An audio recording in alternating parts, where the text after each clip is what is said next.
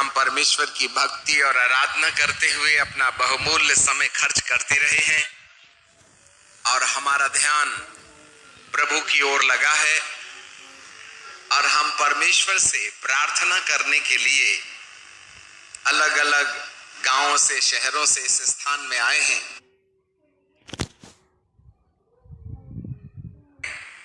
और हम परमेश्वर की ओर देख रहे हैं कि वो हमको आशीर्वाद दे, हमारे समाज को, हमारे प्रांत को, हमारे देश को और इसके बाद संपूर्ण पृथ्वी में परमेश्वर का राज्य स्थापित हो जाए।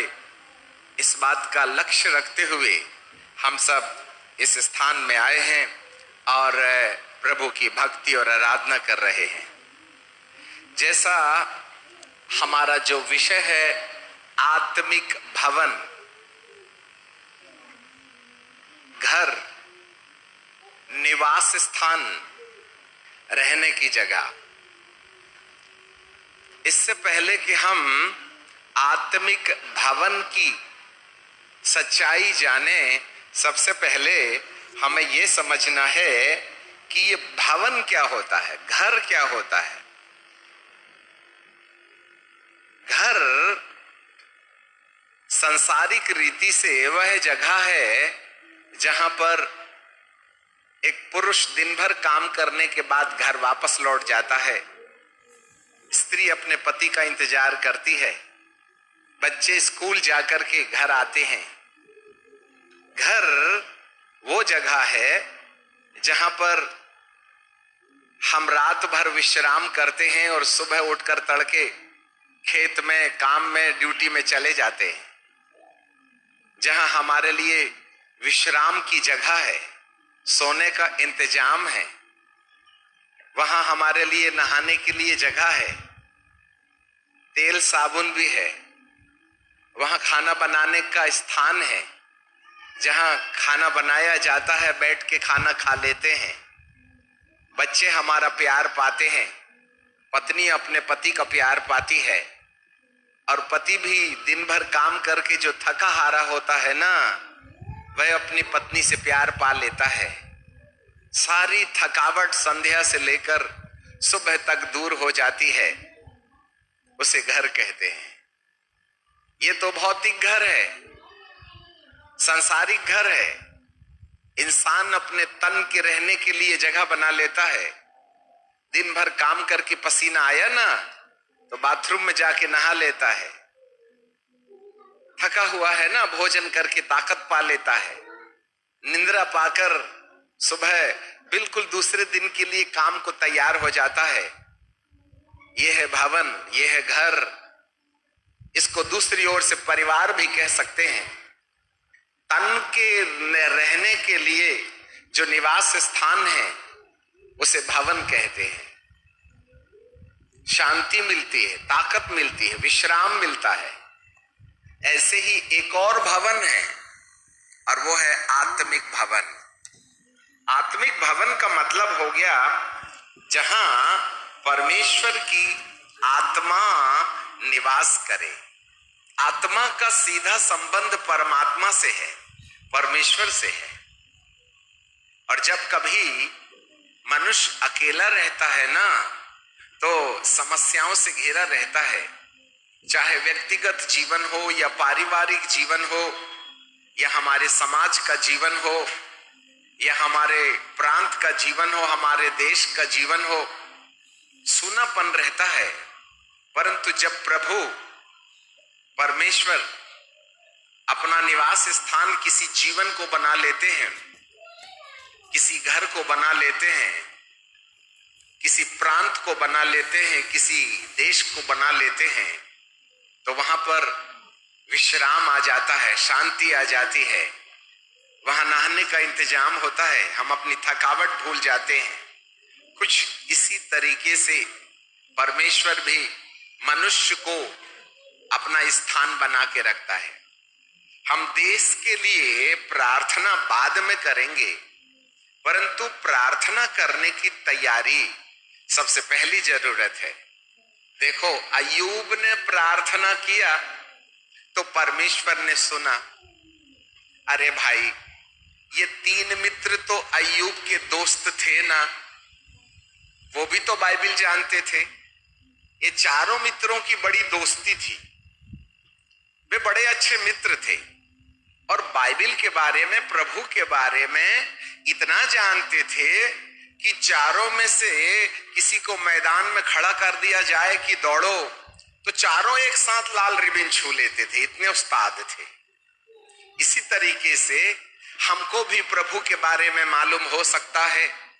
हम परमेश्वर के वचन को भी जानते हैं, हमको ये भी मालूम है कि प्रभु यीशु मसीह के द्वारा हमारी प्रार्थना परमेश्वर तक पहुंच सकती है। हमको ये भी मालूम है कि तुम में से 2 जन या 3 जन मेरे नाम से एक साथ प्रार्थना करोगे तो मैं तुम्हारी सुन लूंगा। ये सब अच्छी चीज है, परंतु अय्यूब के 3 मित्रों को प्रभु ने बोला मैं अय्यूब की ही प्रार्थना सुनूंगा। क्यों? इनको बाइबिल नहीं मालूम थी क्या? क्या ये प्रार्थना करने वाले नहीं थे क्या? वो भी बाइबिल जानते थे, वो भी प्रभु को जानते थे, उनका भी परमेश्वर यहोवा था, परंतु उन 3 लोगों की प्रार्थना को प्रभु ने बोला मैं तुम्हारी नहीं सुनूंगा।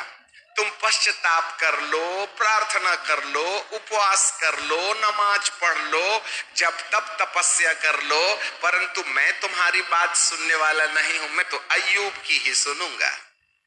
आखिरकार अय्यूब की ही प्रार्थना परमेश्वर क्यों सुनना चाहता है? और भी तो थे जो अय्यूब के समान परमेश्वर पर विश्वास करने वाले और परमेश्वर के वचन की जानकारी रखने वाले थे। अय्यूब के साथ क्या विशेषता थी? अय्यूब ने प्रार्थना किया दुख की दशा में, कष्ट की दशा में। परमेश्वर ने उसकी प्रार्थना उसके खुद के लिए नहीं वरन दूसरों के लिए सुना। उसके 3 मित्रों की जो गलतियां थी उसको प्रभु ने अय्यूब की प्रार्थना सुनने के द्वारा क्षमा कर दिया। आखिरकार अय्यूब का संबंध परमेश्वर के साथ कैसा था? तीनों के पास मोबाइल थे, परंतु इनकी मोबाइल में ना काड़ी नहीं दिखा रही थी और अय्यूब के मोबाइल में फुल नेटवर्किंग था। अरे बाबा, जो परमेश्वर की नेटवर्किंग में रहेगा वही ना परमेश्वर की बात को परमेश्वर के सामने रखेगा। अब हमारे मोबाइल में नेटवर्किंग है ही नहीं, हम दाबे जा रहे हैं बटन, हम प्रार्थना कर रहे हैं, तो भाई मोबाइल में कोई सिग्नल होगा तभी ना प्रभु, सिग्नल होगा तभी ना तुम्हारा कनेक्शन इंटरनेट से जुड़ेगा। आखिरकार ये 3 जो महाशय थे उसके मित्र, उनसे हट करके मोबाइल, ये अय्यूब के जीवन में कुछ ऐसा गहरा संबंध परमेश्वर के साथ था जिसके कारण परमेश्वर उसकी प्रार्थना सुनकर उसके मित्रों की गलतियों को क्षमा कर देते हैं। हम जरूर देश के लिए प्रार्थना करेंगे, परंतु देश के लिए प्रार्थना करने के साथ साथ हमें अपनी तैयारी भी करना है कि प्रभु अपन की सुनेगा भी कि नहीं सुनेगा। हमारा नेटवर्किंग परमेश्वर के साथ हो जाए तभी ना होगा। परमेश्वर के सिग्नल की काड़ी हमारे मोबाइल में आएगी तभी ना हम बोलेंगे तो वो सुनेगा। इसलिए हमें कुछ समय अपने जीवन की तैयारी करना है कि हम कैसे प्रार्थना करें। आपको मालूम होवे, अय्यूब एक ऐसा व्यक्ति था जिसके बारे में प्रभु अय्यूब का परिचय शैतान को देता है। अय्यूब की किताब और उसका पहला अध्याय, और वहां ऐसे लिखा हुआ है अय्यूब की पहला अध्याय में कि 9वां पद, शैतान ने यहोवा को उत्तर दिया, क्या अय्यूब परमेश्वर का भय बिना लाभ के मानता है? 8वां पद से पढ़ें। यहोवा ने शैतान से पूछा, क्या तूने मेरे दास अय्यूब पर ध्यान दिया? उसके तुल्य खरा, सीधा सीधा और मेरा भय मानने वाला और बुराई से दूर रहने वाला मनुष्य और कोई नहीं है। ये है अय्यूब की विशेषता कि वह खरा है, वह सीधा है, वह परमेश्वर का भय मानने वाला है। ऐसा वाला मनुष्य अय्यूब के समान और कोई दूसरा नहीं है। तो हमें अय्यूब के समान बनने का पहला प्रयास करना है। और इन 3 दिनों में हम प्रार्थना करने से पहले कुछ अपने भी जीवन की तैयारी आईने में जांच कर करने की कोशिश करेंगे। अय्यूब के समान धर्मी, जोर से बोलिए धर्मी। हाँ, धर्मी। धर्मी का मतलब क्या होता है? हम परमेश्वर के आत्मिक भवन की चर्चा कर रहे हैं। आपको मालूम होवे कि नए नियम में भवन के बारे में कुछ पहला कुरिन्थियों की किताब 3:16 में ऐसे लिखा है। सब लोग ध्यान से सुनना। हाँ, पहला कुरिन्थियों की किताब और उसका तीसरा 1 Corinthians chapter 3 and verse 16 16वें पद में लिखा है, क्या तुम नहीं जानते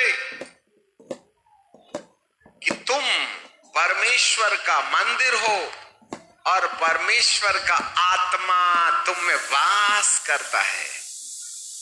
क्या तुम नहीं जानते कि तुम परमेश्वर के मंदिर हो? जोर से बोलो मंदिर, जोर से बोलो मंदिर। हाँ, मंदिर क्या होता है? मंदिर, मंदिर का मतलब होता है मन को दीदार करने वाली जगह, मन को परमेश्वर के साथ जोड़ने वाली जगह, वही है मंदिर। क्या तुम नहीं जानते कि तुम्हारा देह, तुम परमेश्वर के मंदिर हो? देखो, हम 2 प्रकार के भवन के बारे में देखते हैं। एक भवन मनुष्य अपने हाथ से सीमेंट, लोहा, पत्थर से बनाता है, और एक भवन परमेश्वर ने इस काया के रूप में बनाया है। ये जो मनुष्य है ना, वह परमेश्वर का मंदिर है। और बाइबल हमें बताती है, क्या तुम नहीं जानते कि तुम परमेश्वर का मंदिर हो और परमेश्वर का आत्मा तुम में वास करता है? बोलिए, परमेश्वर का आत्मा मुझ में वास करता है। तुम परमेश्वर के मंदिर हो। आत्मिक भवन की बात चल रही है। हम हैं आत्मिक भवन। जहां से परमेश्वर का नेटवर्किंग कैच कर लिए ना, तो फटाफट हमारी प्रार्थना प्रभु उत्तर देने वाले हैं। ठीक है, यहां लिखा है, तुम नहीं जानते कि तुम परमेश्वर के मंदिर हो और परमेश्वर का आत्मा तुम में वास करता है। अब एक बात और है, यदि कोई परमेश्वर के मंदिर को नाश करेगा तो परमेश्वर उसे नाश करेगा, क्योंकि परमेश्वर का मंदिर पवित्र है और वह तुम हो। बोलिए, मैं परमेश्वर का मंदिर हूं, परमेश्वर की आत्मा मुझ में निवास करती है। अब प्रश्न ये उठता है, हे प्रभु, मनुष्य ही क्यों परमेश्वर का मंदिर है? क्यों सोने के मंदिर में नहीं रहता क्या वो? लकड़ी के मंदिर में नहीं रहता क्या वो? पत्थर के मंदिर में नहीं रहता क्या वो? प्रभु कहते हैं, ना ना ना ना ना, तुम मेरे जीवते मंदिर हो, मैं तुम में निवास करता हूं। यह है आत्मिक भवन। इसको तुमने भवन बनाना है तो तुमको इस बात का ख्याल रखना चाहिए कि परमेश्वर का मंदिर पवित्र है। जोर से बोलिए, परमेश्वर का मंदिर पवित्र है और वह तुम हो और वह मैं हूं। मैं मंदिर हूं परमेश्वर का। परमेश्वर का आत्मा निवास करता है। अब एक और पद पढ़ेंगे, फिर आपको और भी बातें बताएंगे।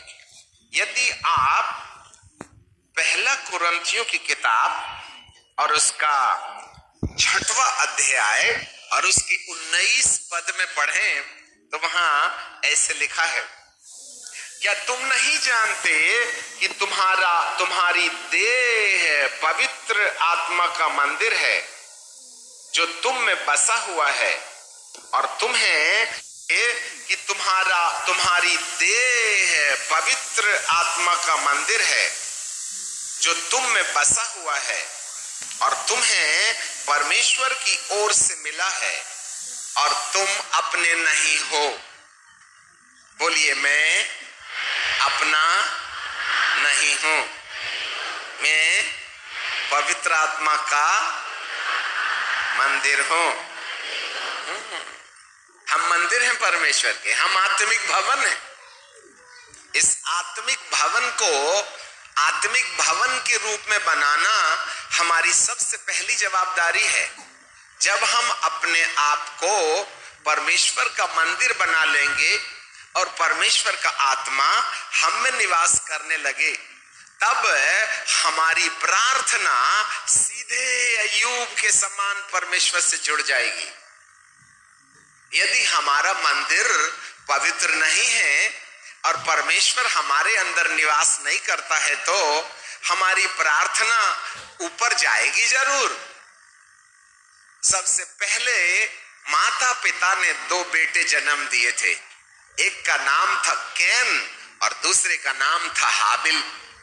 कैन जो था वो बड़ा बेटा था और हाबिल जो था वो छोटा बेटा था। हाबिल जो था ना वो धर्मी था, उसको दुआ प्रार्थना से ज्यादा लगाव था, परंतु बड़ा वाला जो है ना खेल कूद में ज्यादा रहता था, उसको मोबाइल से ज्यादा प्यार हो गया था।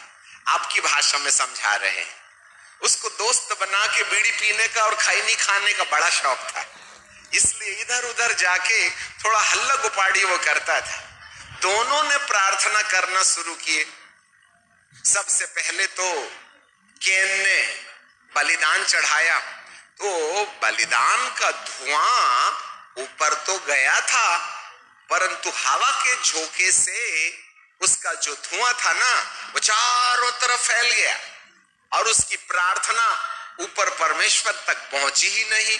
फिर दूसरा छोटा भाई हाबिल, उसने भी प्रार्थना किया, तो उसकी प्रार्थना सीधे हवा के झोंके से बिना नुकसान पहुंचाए आकाश गंगा को चीरते हुए सीधे परमेश्वर के पास पहुंच गई।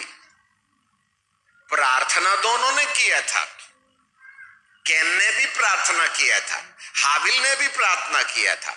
दोनों ने वेदी बनाई थी, दोनों ने भवन का निर्माण किया था, दोनों परमेश्वर के लिए बलिदान चढ़ा रहे थे। दोनों के दिल में परमेश्वर के प्रति सम्मान था, परमेश्वर के प्रति आदर था और समर्पण के भाव थे। जो जो हमने कमाया है, चाहे खेत की फसल हो, चाहे पशुओं में से मेंढा या बकरी या भेड़ हो, उन्होंने अपनी कमाई का धन परमेश्वर को बलिदान चढ़ाने के द्वारा परमेश्वर को प्रसन्न करने का उपाय किया। तो एक की प्रार्थना सुन ली गई, दूसरे की प्रार्थना सुनी ही नहीं गई। हाबिल की प्रार्थना प्रभु ने सुन लिया, कैन की प्रार्थना सुनाई नहीं, क्योंकि हाबिल जो था ना वो परमेश्वर की दृष्टि में धर्मी व्यक्ति था।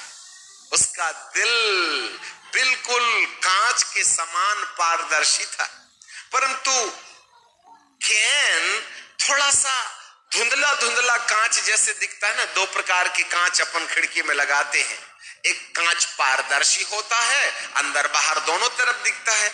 एक कांच ऐसा घासा घासा होता है जिसमें ना तो बाहर का साफ दिखता है और ना अंदर का साफ दिखता है। कुछ इसी प्रकार से हाबिल और कैन का दिल ऐसे ही था। हाबिल का दिल पारदर्शी कांच के समान था और कैन का दिल थोड़ा घसा हुआ कांच के समान था। इसी कारण से परमेश्वर ने हाबिल की प्रार्थना सुन लिया और कैन की प्रार्थना सुना ही नहीं। यहां पर हमें अपने आप को हाबिल के समान तैयार करना है 3 दिनों में। इसलिए उपवास की प्रार्थना है। आपको भोजन नहीं मिलेगा। क्यों उपवास कर रहे?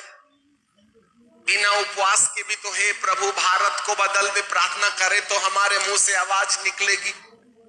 और यदि हमने खाना नहीं खा के प्रार्थना किया तो अभी तो हमारे मुंह से आवाज निकलेगी कि प्रभु मेरे परिवार को, मेरे प्रांत को, मेरे देश को आशीष दे। खाओ या ना खाओ, खाने और नहीं खाने से ऊपर वाले को क्या फायदा, नुकसान है। परंतु उपवास करने से हम अपने ही साथ लड़ाई लड़ते हैं। और जब हम अपने ऊपर विजय पा लेते हैं तब प्रभु हमारी सुनने के लिए तैयार हो जाता है। जरा ध्यान देना, आज उपवास हमारा है। आज से हमारे उपवास के दिन शुरू हो जाते हैं।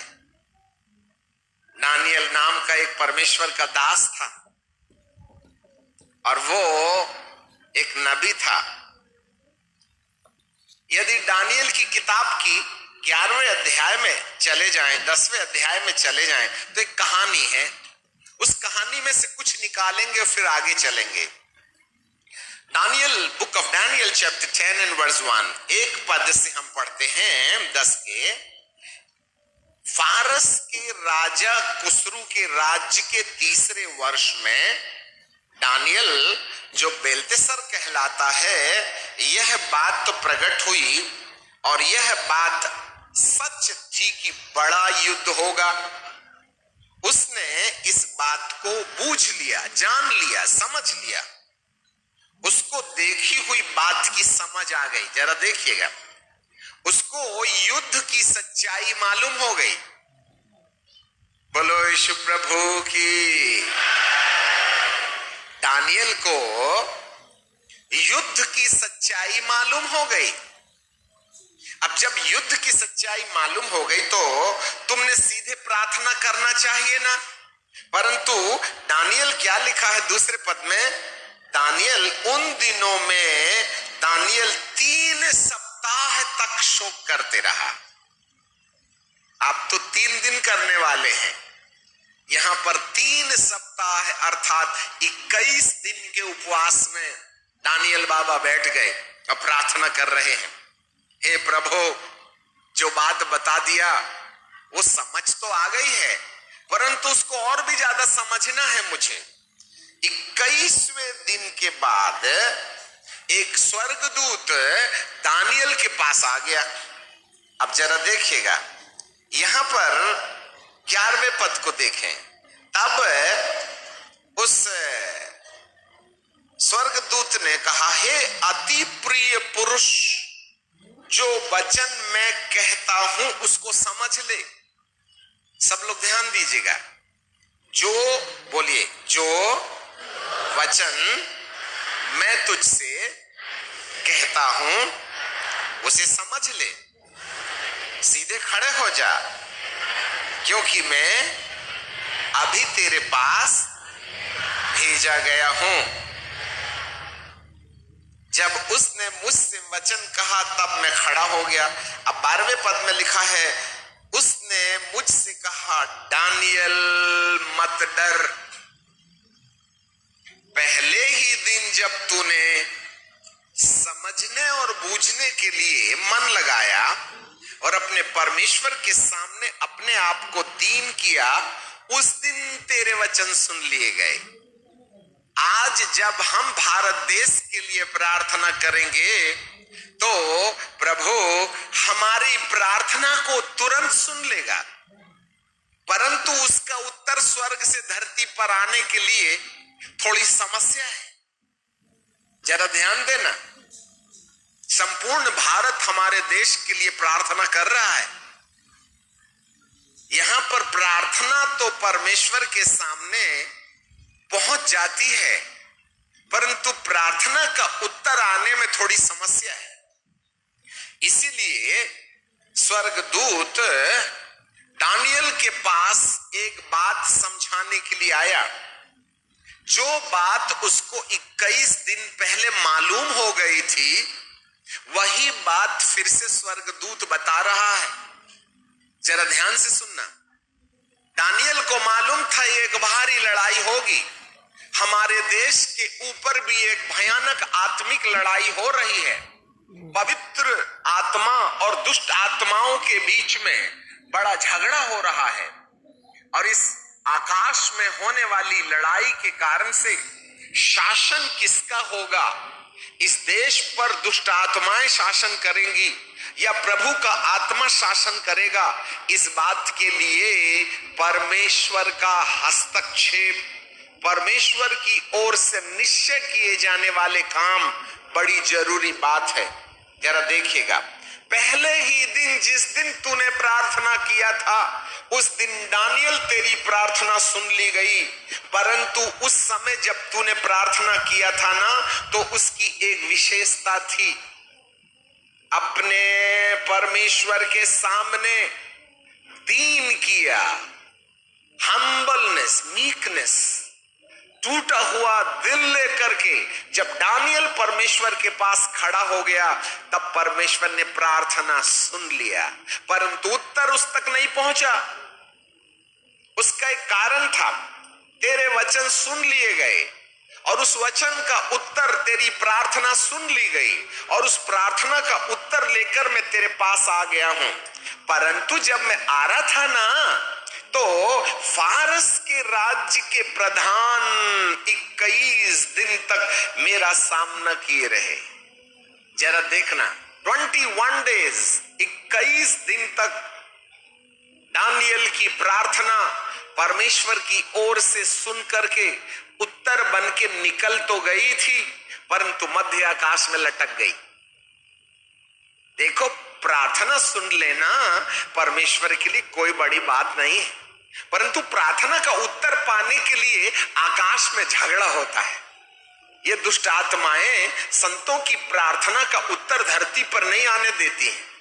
इसीलिए दानियल लगातार प्रार्थना कर रहा है, हे परमेश्वर, तेरे प्रकाशन को, तूने जो बात मुझे बताई है उसका रहस्य खोल दे, उसका भेद खोल दे, उसका उत्तर दे दे। तब 21 दिन तक वो उपवास करते रहा। हम 3 दिन तक उपवास करेंगे एक ही बात के लिए कि भारत के आसमान में अंधकार की शक्तियां जो परमेश्वर की योजना को हमारे देश में आने से रुकावट पैदा करती हैं, उसमें जो विघ्न हैं, जो बाधाएं हैं, जो समस्याएं हैं, उनका पलायन हो जाए, वे तबाह हो जाएं और प्रभु भक्तों की प्रार्थना सुन ली जाए। इस बात के लिए फारस के राज्य का प्रधान, देखो पहले पद में लिखा है फारस देश का राजा, द किंग ऑफ द फारसिया, परंतु 13वें पद में लिखा है फारस के राज्य का प्रधान। राजा और प्रधान में अंतर है। राजा एक मनुष्य है जो राज्य कर रहा है, परंतु प्रधान उस राज्य के ऊपर अदृश्य अंधकार की शक्तियों का राज्य, जो फारस के राजा के ऊपर अधिकार जमाकर अपनी मर्जी से फारस के राजा को शासन करने के लिए क्रूर बुद्धि देता था, दुष्ट बुद्धि देता था, जिसके कारण से फारस का राजा बड़ी क्रूरता के साथ मनुष्य के साथ व्यवहार करता था। क्योंकि फारस के राजा कुसरू नाम का जो व्यक्ति था ना, उसके सिर के ऊपर फारस के राज्य के ऊपर प्रधानों अर्थात दुरात्माओं का शासन बना हुआ था, और वो दुरात्माएं कुसरू राजा के राज्य में होने वाले अपराध को प्रेरणा दिया करती थी। दुरात्माएं कहती थी राजा दारू की भट्टी खोल दे, तो राजा दारू की भट्टी खोल देता था, ताश खेलने के लिए जगह बना दे। ऐसे करके राजा कुसरू के दिमाग में ये प्रधान अपनी दुष्टता की बातें डालकर उस मनुष्य से अपना क्रूर राज्य स्थापित करने के लिए प्रेरणा दिया करता था। जब परमेश्वर की ओर से प्रार्थना आई ना, तो ये मध्य आकाश में रहने वाले जो प्रधान थे वे जिब्राइल बाबा को रोक लिए और कहने लगे, हे कहां जा रहा है? दानियल के पास प्रकाशन लेके जा रहा है, रेवलेशन लेके जा रहा है, परमेश्वर का भेद बताने जा रहा है, ठहर जा। और उन्होंने ना सारी दुष्ट आत्माओं ने उनको मध्य आकाश में रोक लिया। अब हमारा प्रश्न ये है कि हे प्रभु, आखिरकार इतने बड़े स्वर्गदूत को ये शैतान आधे रास्ते में रोक ले तो उसका पावर गया कहां? जिब्राइल स्वर्गदूत जो बिल्कुल ट्यूबलाइट की तरह चमकने वाला, उसको ये भूत रास्ते में रोक ले, ये तो हद हो गई। प्रभु जी कहते हैं, देखो भैया, ये जिब्राइल को तुम तक पहुंचने के लिए रिमोट कंट्रोल तुम्हारे हाथ में है। 21 दिन तक जिब्राइल को फारस के प्रधान ने इसलिए रोक नहीं लिया था कि वो पावरफुल था और जिब्राइल के पास पावर कम था। हमारी बात को बड़े गौर से सुनना। फारस के प्रधान ज्यादा ताकतवर थे और हमारे प्रभु का दूत कम ताकतवर था, ऐसा नहीं है। परंतु जिब्राइल बाबा को ताकत देने का रिमोट कंट्रोल हमारे पास है। तुम जिस भी मंत्री के बैलेट पेपर पर ठप्पा मारोगे वही एमएलए बनेगा। जिसके लिए तुम समर्पित रहोगे उसी का शासन होगा। ध्यान से सुनिएगा। तो दानियल का जो दिमाग था ना, वो संसार में रोटी कपड़ा मकान में थोड़ा ज्यादा ही लगा था। टीवी बीबी मोबाइल में वो रात दिन मोबाइल में इचिक बिचिक करते रहता था। आपके तार से मैं समझा रहा हूं, उस जमाने में मोबाइल नहीं होता था। आज की भाषा में समझ लीजिए, हम भी प्रार्थना तो करते हैं परंतु हमारा ध्यान कहीं यहां भटकता है, कहीं वहां भटकता है। कोई बॉयफ्रेंड के पीछे जा रहा है, कोई गर्लफ्रेंड के पीछे जा रहा है, कोई खाइनीज खा रहा है, कोई बीड़ीज पी रहा है, कोई मोबाइल में बात ही कर रहा है। पता नहीं इंटरनेट में क्या क्या देख करके अपना माथा खराब करते रहते हैं। अरे जिसका दिमाग ही खराब है, ऊपर वाला तुम्हारी प्रार्थना सुन के करेगा भी क्या? आप ही बताइए। तुम्हारे दिल में तो लड़की के लिए जिगी हो रहा है। प्रभु तुम्हारी कहां नेटवर्किंग होगी तभी ना प्रभु के नंबर लगेगा। इसलिए बाइबल कहती है कि परमेश्वर का मंदिर पवित्र है। पहले कंडीशन डाल दिया और वो तुम हो। इसलिए ये वाले मंदिर को खराब नहीं करना, खाई नहीं खा के। ये वाले मंदिर को गाली बक के खराब नहीं करना। ये वाले मंदिर को फालतू की चीज इंटरनेट में देख के खराब नहीं करना, नहीं तो प्रभु सुनने वाला है ही नहीं। आप कितनी प्रार्थना करो मैं तुम्हारी नहीं सुनूंगा। यशायाह की किताब उसका पहला अध्याय और उसके 15 पद में, book of Isaiah chapter 1 and verse 15 में लिखा है, तुम कितना ही प्रार्थना क्यों ना करो मैं तुम्हारी नहीं सुनूंगा, क्योंकि तुम्हारे हाथ खून से भरे हैं। तुम्हारे दिल में भाई के प्रति बैर है और जो भाई से बैर रखता है वह उसका हत्यारा है। हम जय मसीह की करते हैं, हाथ तो मिलाते हैं पर दिल मिलता नहीं और पीछे से कचरा भी उठा देते हैं। हमारे दिल गंदे हैं, हमारे हाथ मैले हैं। हम भाई को जैसा प्यार करना चाहिए वैसा प्यार नहीं कर रहे। फिर यही वाले हाथ से जिससे खाई नहीं खाया था ना, चूना तमाकू लगा है। हे प्रभु, प्रभु कहते हैं हाथ धोके पहले फिर हाथ उठाना।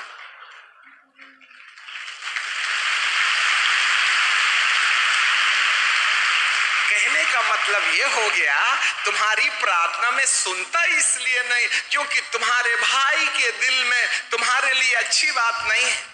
तुम्हारा दिल साफ नहीं है। तुम्हारा दिल कैन के समान घसे हुए कांच की तरह है। इसलिए तुम प्रार्थना करते हो, मैं तुम्हारी नहीं सुनता। 21 दिन के अंदर कुछ दानियल का दिल भी घसे हुए कांच के समान था, लगा प्रार्थना करने, हे प्रभु क्यों नहीं उत्तर मिल रहा है, क्षमा कर दे। प्रभु कहते हैं बीड़ी पीता है पहले मुंह धो के आ। ठीक है, मुंह धो के आता हूं। हे प्रभु क्षमा कर दे, क्षमा कर दे। खैनी भी छोड़। ठीक है प्रभु, खैनी भी छोड़ देता हूं। हे प्रभु क्षमा कर दे। अरे मोबाइल में क्या इचिक बिचिक कर रहा है? हे प्रभु मोबाइल भी आज के बाद में, आपने मोबाइल को बपतिस्मा दिया क्या? तुम लिए होगे। अरे पानी में डूबो कि नहीं रे, इसमें क्या क्या चीज देखते रहते हो तो तुम्हारा मन तो गंदा है भैया। अब प्रभु सुन के भी क्या करेगा आप ही बताइएगा। मुंह से तो खैनी की बात आ रही है, प्रभु कहेगा गंदा हमारी नहीं सुनेगा। तो कहने का मतलब ये हो गया कि दानियल 21 दिन तक उपवास करके अपनी जिंदगी के मैलेपन को धो रहा था। हम आएंगे कल। आज कितना अच्छा वचन प्रभु के दास ने बता दिया दूसरा इतिहास की किताब में और उसके 7वें पद में, यदि मेरी प्रजा के लोग दीन होकर के प्रार्थना करें। दूसरा इतिहास की किताब 7वां अध्याय में और उसके 14वें पद में, second chronicle chapter 7 and verse 14, यदि मेरी प्रजा के लोग जो मेरे कहलाते हैं, बोलिए, यदि मेरी प्रजा के लोग जो मेरे कहलाते हैं, बस रुक जाइए, मेरी प्रजा अर्थात प्रभु अपनी प्रजा को बोल रहे तुम मेरे हो। मैं यदि कहूं प्रभु जब तूने हमको अपनी प्रजा बना ही लिया है तो वहीं आमीन मार दो ना, हम जो बोल रहे हैं सुन लो ना।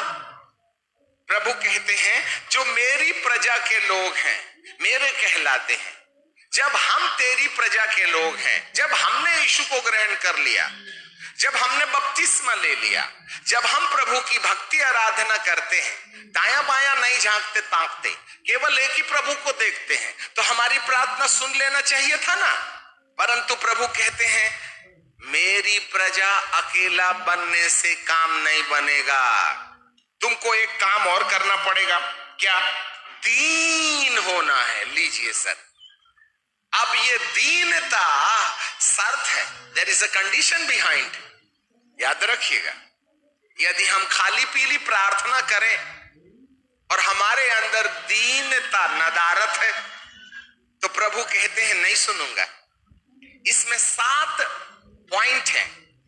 मेरी प्रजा, दीन होना, दर्शन के खोजी, अपनी चाल से फिरो, तब मैं स्वर्ग से सुनूंगा, फिर क्षमा करूंगा, फिर जाके तुम्हारे देश को ज्यों का त्यों करूंगा। अभी 3 दिन और हैं, चिंता मत करो। हमने 5 नाल वाली बंदूक लाए हैं और दनादन ठोकेंगे। आज तो पहला ही दिन है, चिंता मत कीजिएगा। तो कहने का मतलब यह हो गया कि दानियल बाबा भी नम्र होने के लिए प्रार्थना कर रहे हैं। यहां भी नम्रता और दीनता के लिए प्रार्थना हो रही है, क्योंकि वो अभिमानियों का सामना करता है और दीनों पर दया करता है। मेरी प्रजा के लोगों को दीन बनना पड़ेगा, मेरी प्रजा के लोगों को छोटा बनना पड़ेगा, मेरी प्रजा के लोगों को अपने स्वाभिमान से लड़ना होगा। इसलिए उपवास है, इसलिए उपवास है। The fasting is nothing but the fasting is the place where we wrestle with our